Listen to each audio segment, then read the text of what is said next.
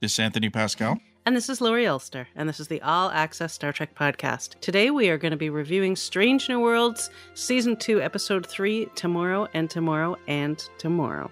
But first we have a little bit of news, which you've probably heard about if you subscribe to our feed or read the internet. But Star Trek Prodigy has been cancelled by Paramount+. They're shopping Seasons 1 and 2 to other networks, and Season 2 hasn't even aired yet, and it's actually gone from the platform. Yeah, so there's an extensive discussion, and Kayla and Brian join us. So if you didn't notice it, we put this out last Friday or Saturday because our podcast goes out Friday morning, and this news arrived after that.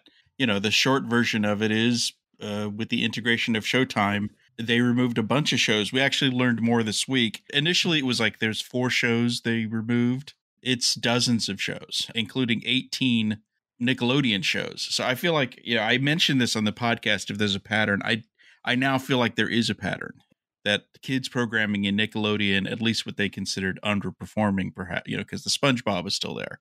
Right. I mean, SpongeBob is watched by a lot of adults as well. But I mean, Nickelodeon took a huge hit when they did the integration with Showtime. Maybe that's a bit of a pivot, hard to say, but Prodigy certainly got swept up. I mean, cancel is a funny word, you know, because there's still 20 episodes to come. And they're still finishing some of them. And Paramount is paying to have them finished in post. And, you know, in theory, someone will pick up the show, which we expect to happen. And, you know, maybe they'll buy more after those 20 episodes. So cancel isn't the right word, perhaps, but removed from Paramount Plus is certainly the fact. And future unknown. We will keep on it and keep monitoring this situation. We're very sad about it. And you can hear all about our sadness in our emergency podcast. Yeah, I didn't even want to start because I wouldn't be able to stop because we all know how I feel about that show.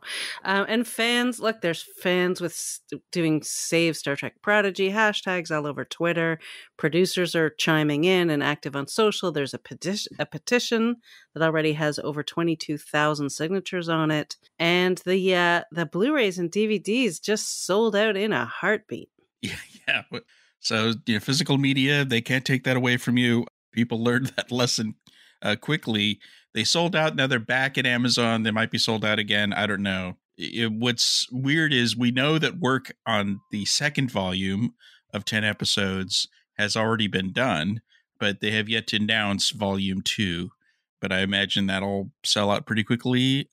What I don't know is whether they're going to wait until they have a partner and because usually something like that they'd wait until season 2's about to start to release those. Hopefully they don't tie it to that anymore and they just put it out because they've got it, right? And people want to watch it. I mean, I was, you know, enjoying my rewatch when this all went down. What's weird is you could buy all 20 episodes in the UK and perhaps other countries digitally now, but you can't in the USA yet. Maybe that'll change soon. It's a fluid situation, as they say. Yeah, a sad and fluid situation. Well, it's also, you know, like within a day or two of Prodigy going, or not that long after, suddenly everybody who subscribes to Paramount Plus got to notice that their subscription price is going up. Which was planned a while ago. Yeah, well, it was all part of the Showtime integration. Right.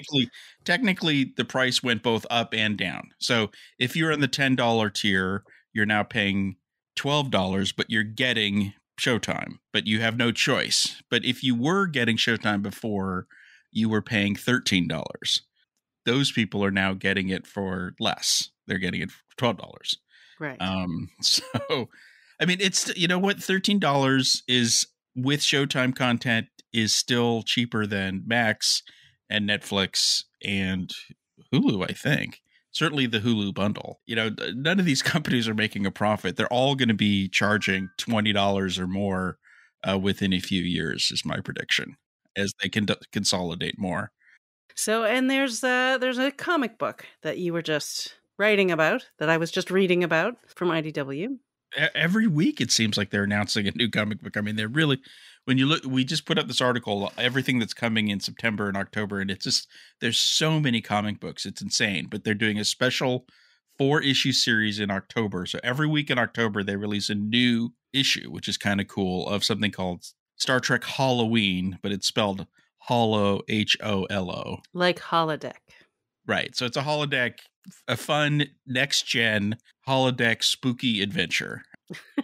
Which is fun, So I'm really liking what they're doing at IDW. So this is just another fun thing. And then we've got details on a bunch of other stuff that you can check out in that article for all the other comics. But that's kind of the only new one they just announced. That's kind of it, right, for the week. Yeah, I think that means we should review Strange New Worlds. Excellent. It's time to talk about time. Tomorrow and tomorrow and tomorrow. Yes. Which has been an often used title taken from Shakespeare, another fine tradition of Star Trek, right? Yes. So I had a very strange experience with this episode, which is the first time I watched it, I was really annoyed about it. And I think I just sort of I don't know if it was my mood or what was going on, but I sort of had to get past being annoyed by the choice they made about this as a story. And then once I did, when I watched it again, I was able to enjoy a lot of it. And I thought it was very well executed and a beautiful character study of La'an. And Christina Chong just knocked it out of the park. Fantastic performance. And so there were things I didn't like, but I didn't have at all the same reaction on the second viewing. And I found it better. What's funny is I've watched it a few times and I've had the same reaction, both times. I just enjoyed it. It was different. I like when they change things up. It is a bit of a swing, as they said, for yet another episode with almost no Pike. Almost no everybody. I'm starting to think that maybe they shot things out of order. Like episode 2 was shot third, perhaps, the one with a lot of Pike in it. And then this episode and the first episode were shot when he wasn't available. I don't know. We know it was shot in early March of last year, right? Because people spotted them on the streets of Toronto. And they look really cold. And they had to. And that's when Paramount's like, oh, yeah, I guess, yeah, Paul Wesley's in Star Trek and he's playing Kirk. Yeah, by the way. But no, I enjoyed it for La'an because I think that's an interesting character, and it was a great episode for her. I mean, the aspirations of this episode are very high. Kind of like last week. Was it as good as Measure of a Man? I really liked it last week. Maybe we sounded nitpicky, but I loved last week's episode. I liked it too. I just like pointing out things that, annoy me. But I enjoyed the episode. But again, they are shooting high. So last week they were shooting for Measure of a Man. Arguably, they got close. Some people might even think even better. This week they were shooting for City on the Edge of Forever, which is as big of a target as you could shoot for. It's not City on the Edge of Forever. And part of the reason it's not is because we already got City on the Edge of Forever. So again, this show, I do think they're getting much better this season at doing more subtle nods to the original series. I like the way they're doing it, but I still think they should break free. Well, it's poetry and it rhymes, as they say. This isn't reliant on City on the Edge of Forever. Kirk might make a quip about building a tricorder, and he might mistake Toronto for New York, stuff like that, which is all a nod. I mean, the biggest nod, of course, is La'an's kind of horrible choice that she has to make at the end, which is the Kirk Edith Keeler choice, but in reverse, I guess. And also something about her relationship with him in this episode. Right. It's romance. I wouldn't say it's a soulmate thing that, like, for me, Kirk and Edith Keeler were complete soulmates. But there was a reason that these two were drawn together. And I think that they did a really nice job of building up their relationship and their chemistry in a believable way. Yeah, the episode was well crafted. You could see the craft here. You look at the beginning, which was kind of fun, her little montage of moments, but they were really reminding you of some key issues with her and her personality, and sparring with M'Benga, and kind of how she's a loner and she's got a chip on her shoulder and she's obsessed with her past. And that she wasn't, I think the key thing in that scene with M'Benga was that he's saying to her, like, you need to lighten up, you're doing too much. And she basically says, I'll see you tomorrow and I'm going to do the same thing. So she's saying she's not breaking out of her cycle. And then this is what changes her. And they did a couple of smart things without flashing a light on them. The scene with Pelia seemed like a joke, but there were some key things in that scene that then played into the plot later. Right. So if you weren't paying attention, you might not even remember like the Vermont thing and the archaeology department thing and all of that. All the stuff, the familiar stuff. Yeah. So I liked it. I'm a sucker for time travel. And really what people are going to take away from this is because it's thematically City on the Edge of Forever, but structurally it actually fits into relativity a lot, because you have a temporal agent hiring a member of Starfleet to become a time traveler for them, or pick an episode with Daniels from Enterprise. Her little, the device was, looked like the devices they used on the relativity. They mentioned the Department of Temporal. I think so. So it's kind of on its surface more akin to, that they are leaning into those episodes, at least for the accoutrement of time travel, which I appreciated. Although they didn't, and they didn't really get into like how they time traveled. They got this thing and they push a button and you push the button and it happens. But that's okay. I mean, there are things to me, like there were parts of this episode that really dragged and got slow and boring for me. And I feel like they could have cut a chunk out of it. It was too long. But I do think that some of the stuff that they sort of skipped over like that, like here's a device, you push a button, is fine because we don't need to spend a lot of time necessarily hearing about how it works and whatever. Right. And of course, the conundrum whenever you're back in time, and you're from the utopian future, you have no money. And they're like, well, let's make a joke out of it and turn it into Kirk as a chess hustler. Could he have made enough money to get that hotel room and enough money to go to Vermont? I mean, I confess the chess thing, it bothered me only because I was like, I don't think you can make that much money playing chess. And the hotel room they got was like super fancy, like it had a fireplace and a crazy view. But do you want a whole montage of them making money somehow? Maybe there's other ways. No, I would have put them in a crappier hotel. Well, but they needed the nice view of the bridge to land the scene. They could have. There are other ways to do that. It just because for me, it's when it takes me out of the story, right? So I'm watching and I'm in it and I'm with it, and then all of a sudden my credibility meter moves and I go, oh, come on. And then I don't buy it. And so that's why in my mind, you shouldn't do those things because I just don't buy it and it doesn't work. But it all looked good.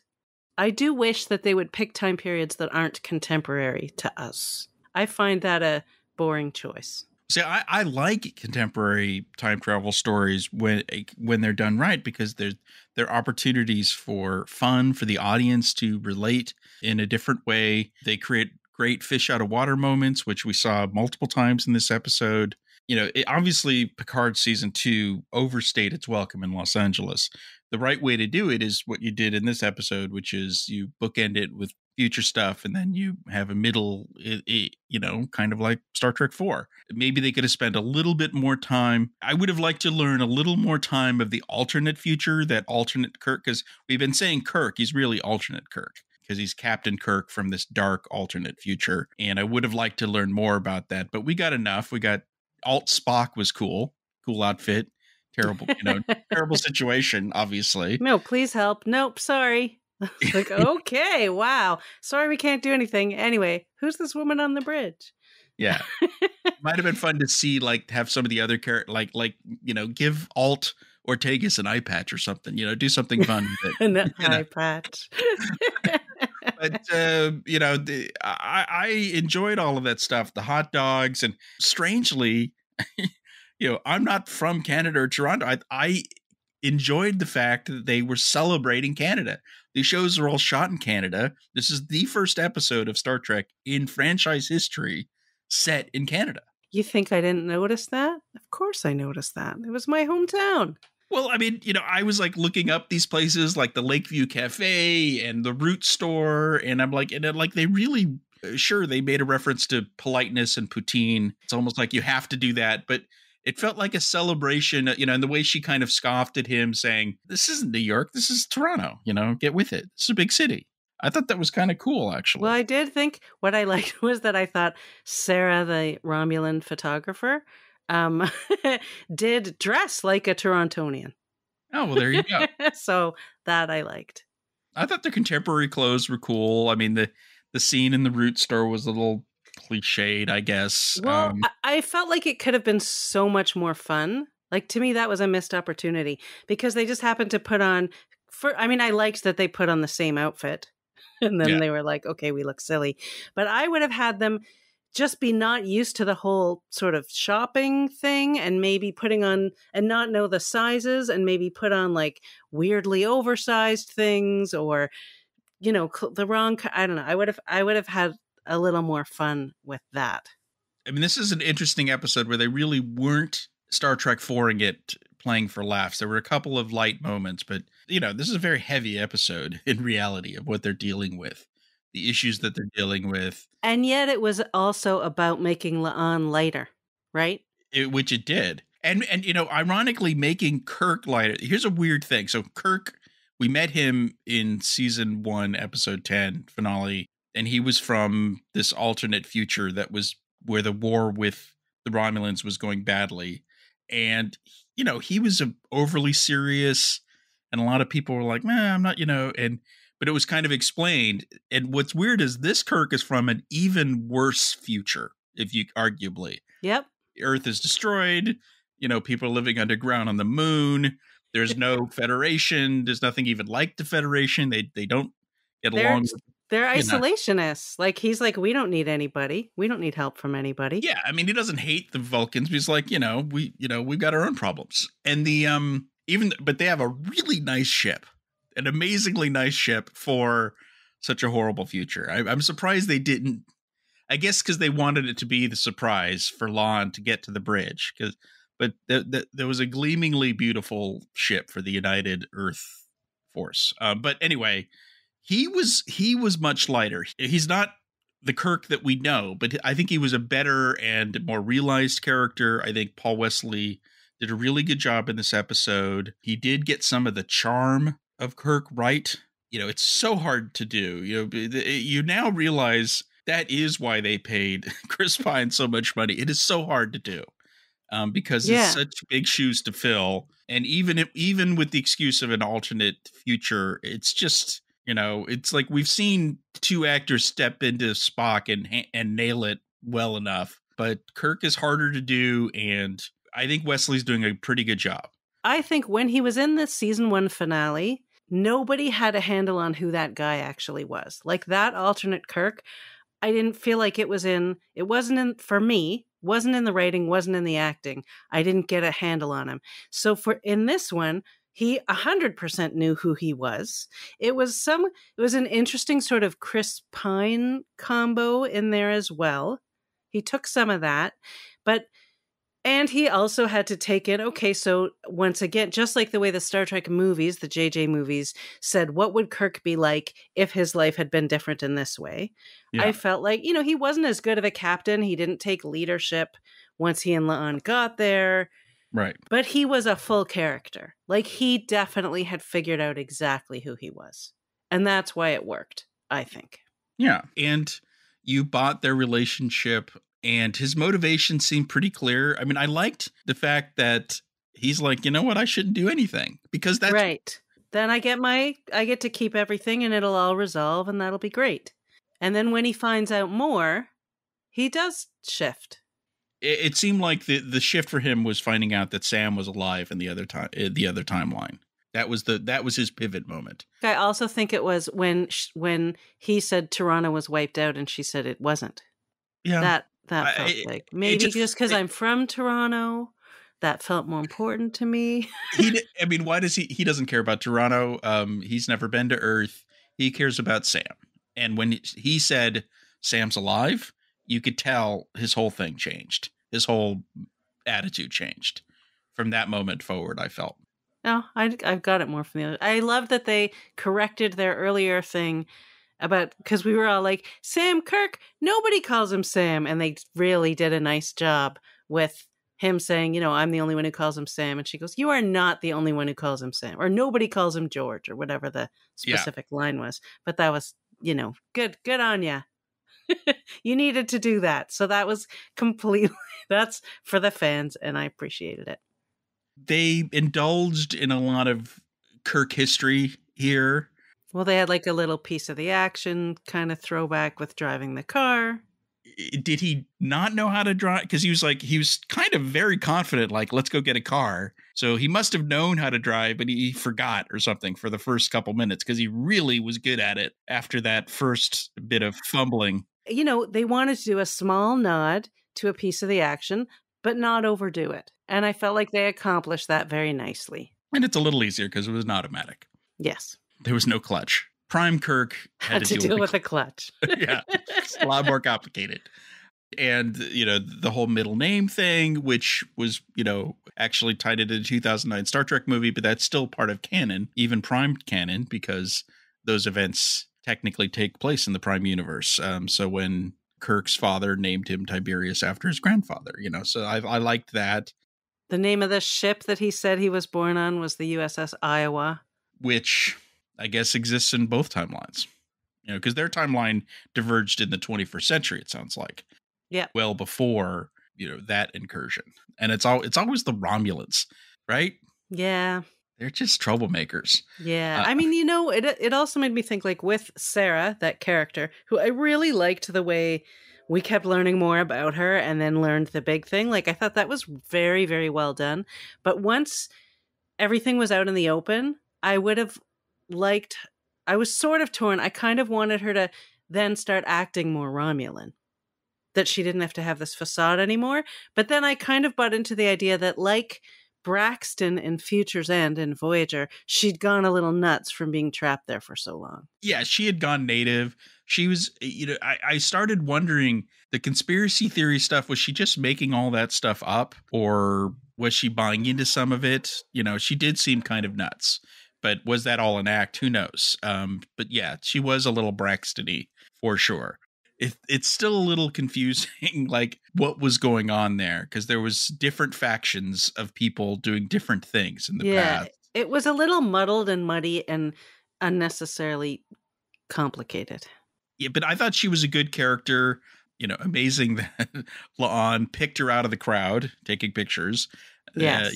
Find the time traveler. But no, I thought she was a good character, good actress. She's actually at Grey's Anatomy as a series regular. So yeah, I know her from Once Upon a Time. So this is a great episode for Pelia. I thought we got a lot of Pelia in this episode. So because I felt the episode was too long, I actually thought they could have, I hate to say it because I love Carol Kane, but story-wise, I think they could have cut that and shortened it up there without having to go to Vermont and explain all of that. I don't know. To me, it kind of worked. It was kind of fun. I liked her line about, I liked her line at the very beginning when she talked about, in case the whole like utopia, no money thing, turns out to be a fad, which I thought was really funny. But that was something that just felt like sometimes I just feel like they do things because they think they're fun, which is okay, but can drag on a little. But I think it was a great way to reveal more about her character, about Lanthanites. She talked about, I assume it wasn't a joke. She was talking about learning math from Pythagoras, which makes her literally at least 2,600 years old. Now, how she hasn't figured out how to make money off, doesn't she have antiquities that she could sell? Yeah. So, she was hoarding stuff just in case. Yes. By the way, side note, and I think I'm going to write an article about this. That painting noted at the beginning is a famously stolen painting. Yeah. That the Simpsons actually had it in an episode too, but it is like the most famous art heist in history. And but it wasn't from the Louvre. It was from a museum in Boston. So that's the thing that doesn't make any sense. She didn't want the Louvre to keep calling. And I like the scene at the end where they buttoned that up, but I kind of wish we got a hint from Pelia that she knew. Yes. That, that she just came back from the past. A wink or something. Yep. I agree. Maybe that's coming, there's plenty of time to do that later for them to have a little chat about, I remember you now from. And they wanted to really hammer home the idea that La'an had to deal with what had happened by herself. That she's still isolated. That she finally finds a way to connect. And then she has to just pretend it didn't happen. That's true, because she said you can't talk to anyone about this. She can't talk to to Pelia about it in theory, because Pelia was a witness to it. That unless they're thinking the timeline, but that Pelia experienced that same timeline. That's what I would think too. But then again, after a couple hundred years, maybe she just forgot. That's a lot to retain. I have trouble remembering stuff, and I'm not that old. Yeah. But no, I definitely wouldn't have cut the Pelia scenes for sure. There were other. The car chase I didn't need. Like the car chase took too long for me. Yeah. It's just not that interesting. And you know how I feel about punching scenes. There's a lot of punching. Lon was very efficient with the pistol. So maybe she's had training with old. She did recognize the bullet wound. Yes. Security officer. Makes sense, I guess. This episode is all about Lon. I feel like, Lon was broken and this is her journey to being fixed. But because it was 2 steps forward, 1 step back, because as you said at the end, she kind of started letting go of all of her, her kind of 2 big issues, which are related, her obsession over her infamy, which was emphasized in episode 2, and her kind of isolation, and being able to open herself up to Kirk was so important for her as a character. And then they just took that away from her. That was brutal. That was heartbreaking. That scene at the end when she talks to him and he's, and I like how when he's Lieutenant Kirk, he's even more of a player. He's like, hey, let's hook up. Yeah, I felt like that could have been done better too. Because our Lieutenant Kirk wasn't Mr. Hookup, I don't think. Our Shatner version. But our Pine version was. Well, we'll have to see what happens, because we know just from trailers that Lieutenant Kirk is going to show up on the ship. But she's not allowed to talk to him, I guess, or certainly not allowed to tell him what happened. Yeah. Because... Well, so he died back there. I did like, in their first kiss scene, I really liked the way that he made sure that she was into it before he kissed her. Like he leaned in for it, but then there was a beat. Not even a full beat, but like a half second to make sure that that she was also into it. I thought that was very subtle and very nicely done. It wasn't like one of those cliched movie and TV things where suddenly they kiss and the person doesn't like it and then they do and whatever. I thought that part was nicely done. They have really good chemistry. Yeah, the cliched of like they started in conflict and they slowly but surely, and that was kind of what the trip to Vermont was, when they kind of started getting along and having some fun. And, so by the time they got back to Toronto and he was making fun of her for, she was explaining the Bible and literature and, so I bought it. I'm not, I don't really need a lot of romance, but I bought it. I'm like, yeah, it makes sense that these two. Yeah, no, I did too. And the big thing for her was that he had no association with her last name. In fact, he confused it with Sung. But that was a big deal because basically everyone I still don't know why she wouldn't change her name, but whatever. So. Right, because she's essentially Lon Hitler. Right. You think you changed the name. Your last name was Hitler. We've said this a million times on the podcast for sure. So, but when people hear her name, they have a reaction. Everybody has a reaction. She comes into everything loaded. And so this was the one time she didn't, and it took a huge weight off of her, which had begun in the last episode where she was told, like, you don't have this thing that's going to suddenly click and happen. You're going to turn into a monster. So she's slowly taking these things in. And I do think that she'll keep some of that because she has had this experience. Yeah, I think she's going to be more open, to friendships and maybe relationships. Maybe not Kirk, but maybe someone else, so yeah, this is a very important episode for her, and, very risky again for them to basically take one character and say, you're going to carry a whole episode without any of your co-stars. You've got a couple guest stars and recurring guest stars and then, new guest stars. So her support structure wasn't there. We're not even going to set it on the ship. And Christina Chong really rose to the Yeah. occasion. She was riveting. A+ to her. Yeah. And I also think that to some degree, she was able to take in Khan's legacy with a new understanding also. Yeah, so let's get into that. So her Edith Keeler moment was facing baby Khan, or not baby Khan, kid Khan. With his cute little drawings. Yeah, there was nothing in his, like, because I'm like, are they going to have something in his room of like pictures of him stabbing people? You know, there was nothing, there was no hint that he's going to go evil, Yeah, he seemed very sweet.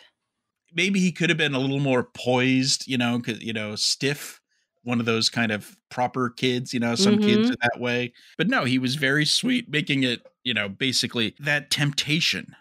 Sarah was getting to, you could have everything you've ever wanted. Just kill this kid and live out any life you want. It's over. You could erase all of that. And it's like the little devil on her shoulder, right? I mean, you could tell she almost thought about it, at least for a second. But she'd already heard the very vital information that the utopia that she knows, or at least the, aspirational utopia, came from this darkness. That sometimes you need the darkness to go to the light, and the darkness was the eugenics wars. Right, which led to World War III. And I think, like in Picard, they kind of made them essentially the same thing, and then the Vulcans showed up and everything was fine. Yeah. Although Enterprise showed us it wasn't exactly fine, but they did turn the corner, as it were. Yes. It is the old adage, could you kill baby Hitler? Is a kind of morality question. But this is really more Star Trek temporal mechanics. Are you willing to change time? Right. She's like, I'm not, even though it would benefit me immensely. I'm going to go back to my future where this kid became a monster. And so I thought all of that was great, but this episode adds a canon layer to everything. I mean, I believe that they were overtly trying to do something with the Star Trek canon, kind of profound, in that reality is a canon violation because the eugenics wars never happened in the 90s. Right. And it is important for Star Trek and the creators of Star Trek to build the show as believably our future. It isn't an like every Marvel show, those are all some alternate world where superheroes are running around, and Star Wars is a galaxy far, far away. Star Trek is our future. If we hang around long enough, the Vulcans are going to show up. I've been waiting. But unfortunately, when they wrote the show in the 60s, they made some predictions that haven't come true, including the eugenics wars, which is kind of, as noted in this episode, kind of the most important preamble to the utopia itself. And there were some books written in the, that kind of explained this away as it was a Cold War, nobody noticed, and it was all done in secret. But which you could, which was clever, and but like, suppose they gave a war and nobody came, right? And the Botany Bay really did launch and all that, right on time, but no one knows about it. What this has done is say, well, it was supposed to happen in the 90s, but I guess a different time traveler changed that. Right. But time has a way of correcting itself, and so you kind of. Eventually, Khan, Noonien, and Singh is going to happen no matter what you try to do. Right. And so here he is again. That's clever. It's kind of saying, it's admitting the prime timeline isn't as prime as we think it is, but it's still the prime timeline. Because some people might take this to say, oh, well, this is proof that everything's an alternate universe, that all the new shows... because they're essentially saying they're all based on a time when the eugenics wars happened in the 21st century. But I think what the shows are saying is, time is fuzzier than that. But we're still the prime timeline, because she kept on talking about my timeline, and it did seem to reset at the end. Yep. So they aren't using the multiverse theory where every action just creates a new universe. Her universe didn't exist. She stated that specifically. Until she fixed this. So it's very clever what they did. I'm curious to see how fans react to it. I like it. I kind of like resetting the eugenics wars and World War III into the 21st century. What do you think? Yeah, I didn't have any problem with that. I know I can get irate over certain things, but that didn't bother me because they're trying to make it make sense.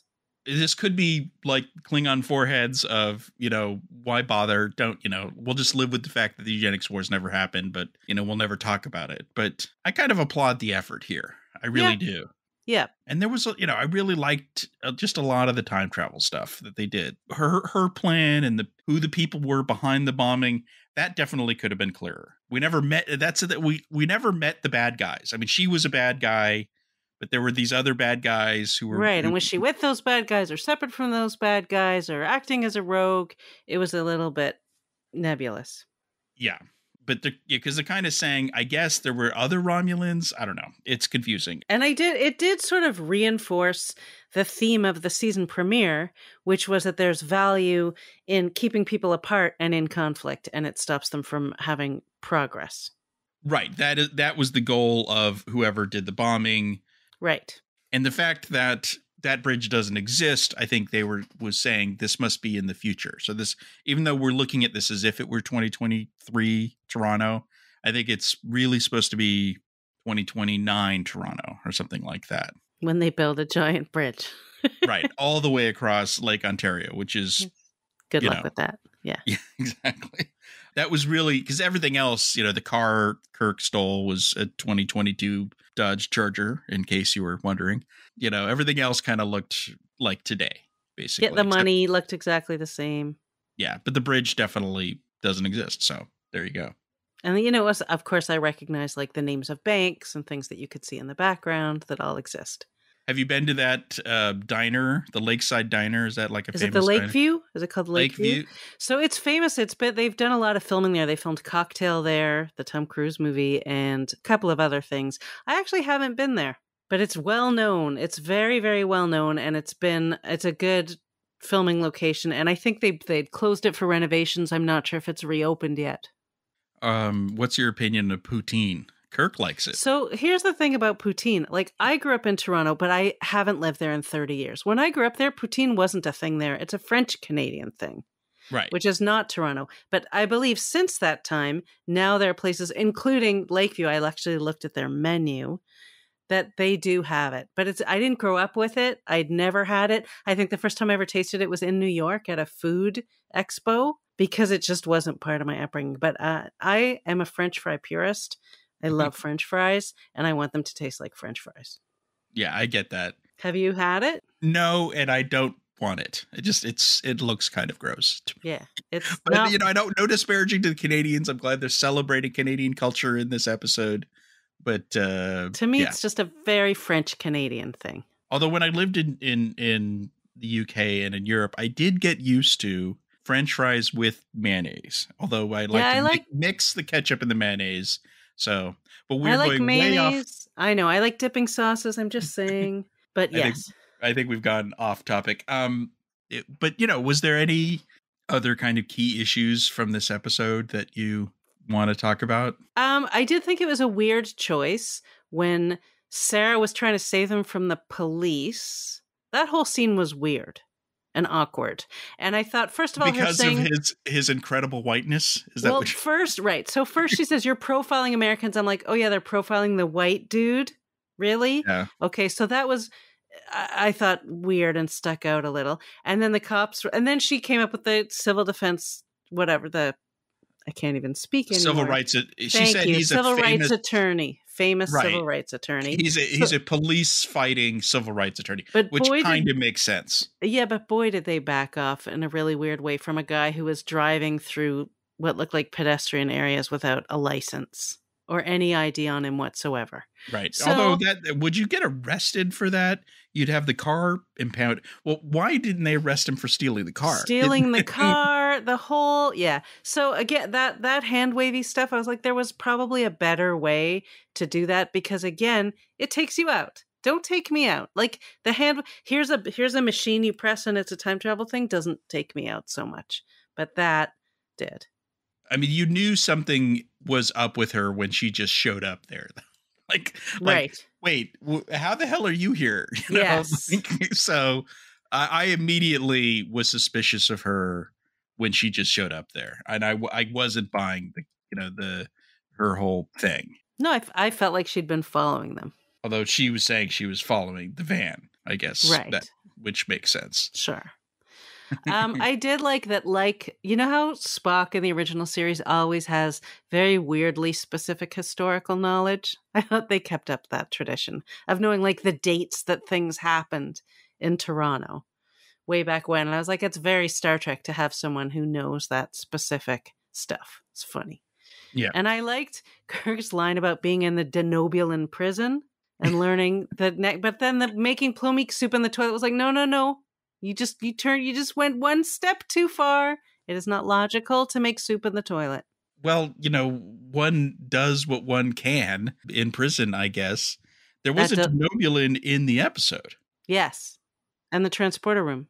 Yeah. So I think that's a new character arguing with the new transporter chief. And we had the cute moment of Spock is playing his Vulcan lyre too loud. Yes.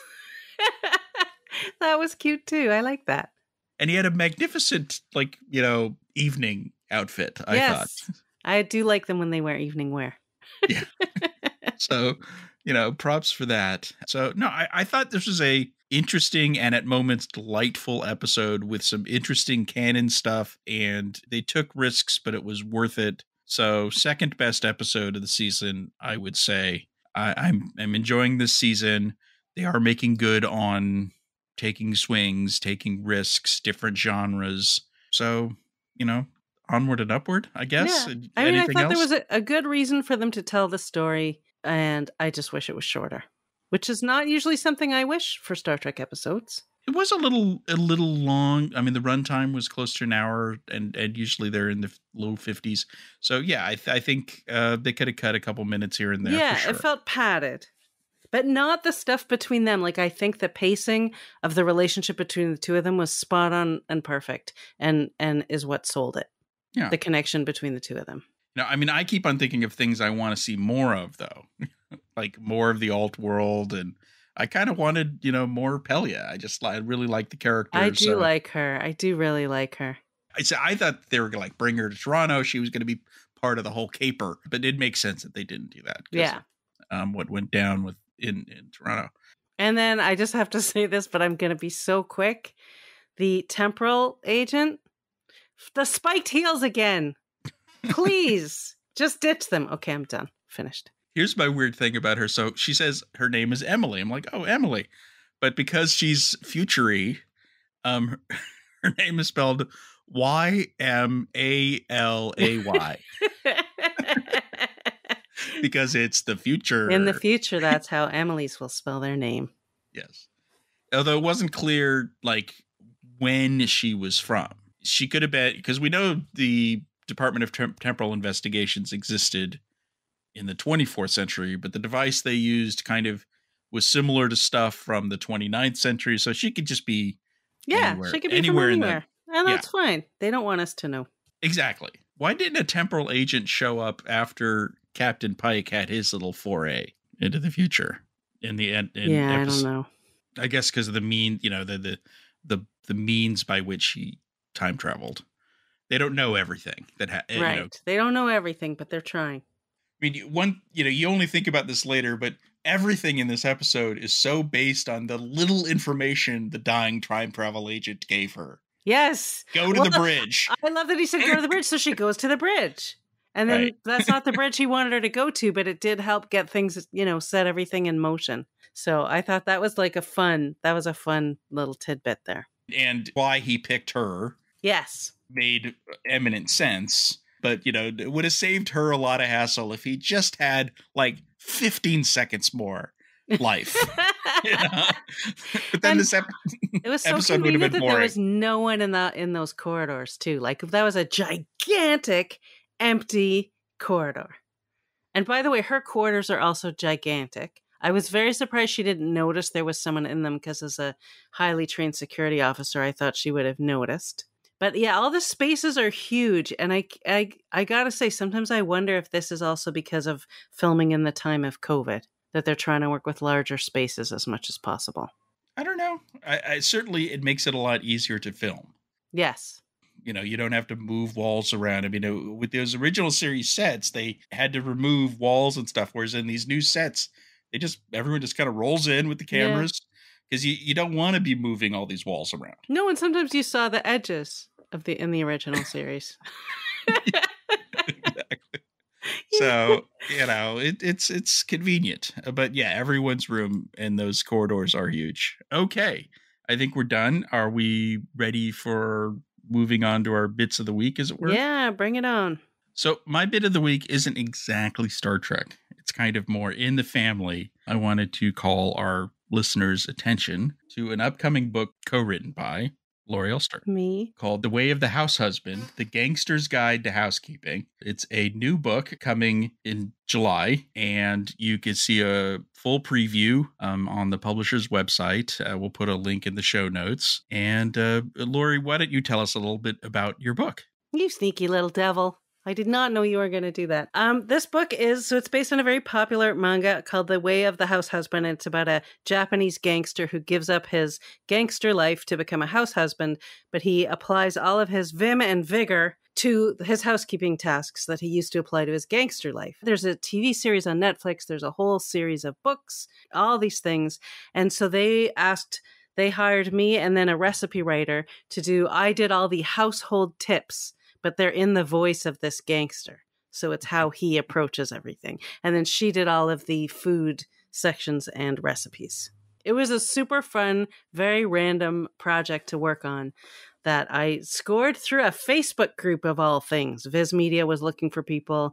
A whole bunch of us applied, sent in samples. I was shocked when I got it. Excellent. And what's your bit? Mine is also about us in a way. So a while back when Aaron Welke was on our podcast fairly recently, we made like a little fun audiogram of something that he'd said on the podcast when we were talking about Murph. And you made me laugh because you said something about how, maybe Murphs, when they're 5 years old, they sound like Peter Ustinov, which made me laugh. And he said, don't impose your I always can't say this word. Don't impose your anthropocentric assumptions onto melanoid slime worms. And we joked that should be a t-shirt. Well, a nice Canadian named Colin Duggan went ahead and made the t-shirt and put it up for sale in the Etsy store in Canada. Aaron already has one. I actually bought one also. But we will put up a link to the little sound clip from the episode, as well as where you can buy the shirt that Colin made. I just think it's so cool that it started on our podcast and somebody actually made one. I think that's amazing. See, we're sending ripples out. We're making the universe better by inspiring other people to do the hard work. I love it. Yes. And it's also a nice Canadian pricing, which I liked too. So Americans should be jumping all over that one. This is such a great week for Canada. It really is. Well, they have a new mayor who is a big Star Trek fan. There's like a picture that's been going around of her in a Star Trek uniform, and I haven't been able to source it yet. But actually, if anybody can, we would love to know if anyone has information on this new mayor and her Star Trek fandom. We'd appreciate it. Of which city? Toronto? Toronto, yeah. Excellent. Okay, so that's it for All Access Star Trek. We'll be back next week with our review of episode 4. See you then.